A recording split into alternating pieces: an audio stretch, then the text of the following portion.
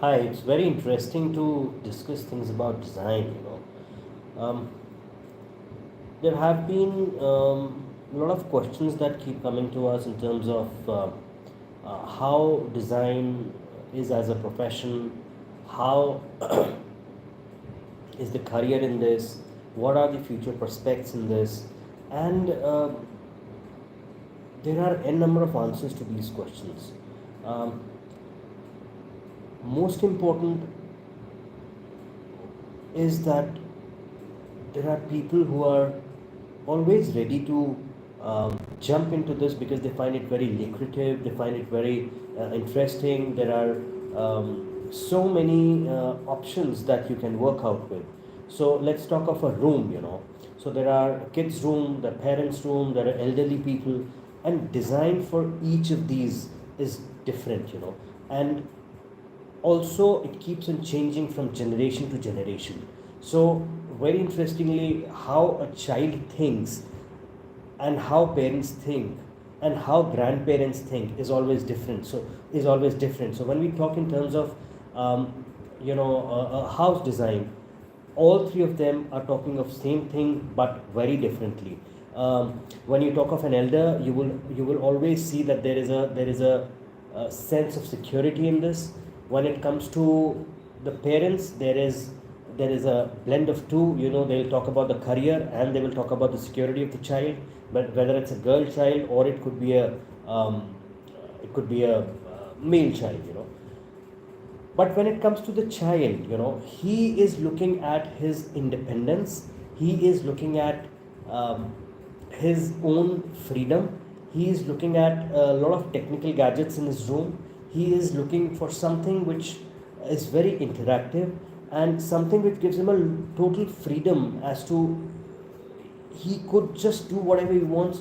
He wants to be live with the Instagram, he wants to be live with YouTube, he wants to interact digitally with his friends, he wants to interact with his cousins who are living abroad, his friends living abroad.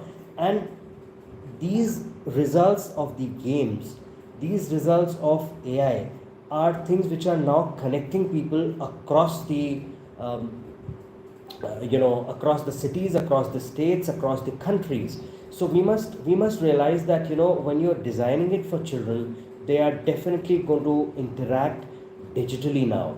It's no more a time where you're going to say that two people are going and interacting physically. Even when they come into a room, I tell you, nowadays kids are more interested to play with each other on their mobile phones. So in spite of they being physically present, they are interacting digitally. So I'm not commenting whether it is right or wrong. Rather, I would say create a space where they can do such an activity, because even in spite of stopping them, you will end up seeing them interacting digitally.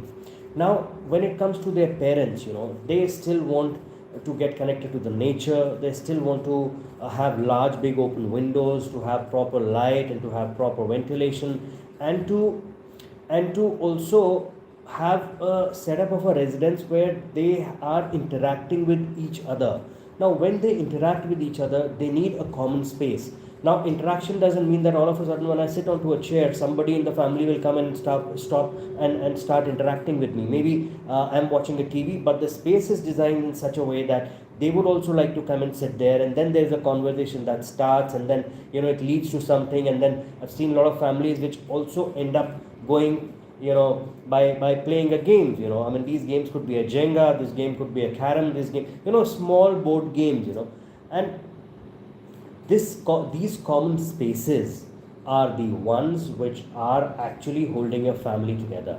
So art, design and architecture is definitely going to influence the whole thing. Now when I talk of this influence, it is something which is well thought by an architect, by your designer. So designer at the initial level have to give a lot of time to understand you as a client. He has to get into your sociology, he has to get into your lifestyle, he has to get into your shoe basically. So when I interact with these people, I ask them, whether are you a party kind of a person, are you a person where you will have a lot of guests coming in, are you an introvert person where you would not like, or you would not like to entertain any of the guests, Are you a family which is big enough where you know you will have a lot of family people, your bua, your sister, somebody coming in and staying here for a little longer duration of time? All these kind of questions reflect the design that you are putting in together. Now, if you don't put that together, it becomes very difficult to understand your psychology and to give the ideas, because then it will lead to continuous changes in the design, which is actually waste of time for the designer and for you as well. Because either, I mean, if the meeting is happening at any place, you know, whether at the client's place or at your place, the travel time, the moment you move out, kills an hour, you know, and totally 3 hours, 4 hours gone, you know. So that is the wastage of time. So I think you have to give a lot of time at the initial level where you are understanding. So what I'm saying is your design brief has to be very strong, with a strong commitment, where you are going to tell this to the client that now we request you not to change in the design, and only then you will be able to give them something which is good, which you call it as a good deliverable in a stipulated time. Otherwise these changes going to kill your interest, the teams feel demotivated, and you feel that, you know, in every meeting there is some or the other change that is cropping up. And believe me, one little change leads to a complete change in planning when you're designing something very cautiously. So design brief is very important, and you must take these design briefs from the children, from the adults in the family, and from the grandparents or people who are of the senior age, and then it has to be accumulated together, and final design brief have to come, and there has to be a consent from the family that has to come that this is the final design. Now when you have these designs, you are going to do either vertical thing or you're going to do a horizontal thing, depending on how the site permits and how the bylaws, you know, allow you to do that structure. Again, there are strong concepts of windows, you know. Now whether they really want you to connect through the outer space, you want them openable, you want all the time AC, or you are looking at a window where, you know, you want to use a glass where, you know, there's a proper sound insulation and there is a proper heat insulation. Now the moment a window is openable, my complete style becomes different. The moment there is a closed window, the complete sense of the room totally changes.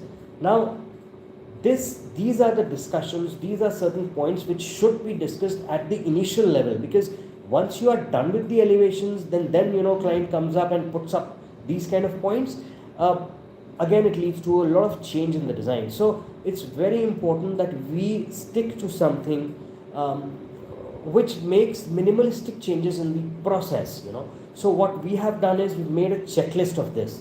So when we start doing this, we do a proper checklist and we ask the clients to fill that up. It could be through a Google Sheet, it could be through a physical form, whatever your client is comfortable with. But once you have this data in your hand, trust me, you will end up taking very, very sincere decisions, logical decisions, which will be very convincing to the client logically and aesthetically, and will be very cost effective. So when you do this format, when you put the analysis in front of them, you will see that a lot of decisions will come out of this, you know. So it's not all about aesthetics all the time, but it is also about the design sense and the outcome of the overall discussion and the lifestyle of the client. So I think in today's discussion, I just wanted to discuss about the importance of the design brief and how it impacts on the design. Next topic I'm going to take about is how effectively you can really do meeting with your client. So stay tuned. I'll be coming tomorrow around 12 live. So I would request you to join, and you can ask the questions if you feel like.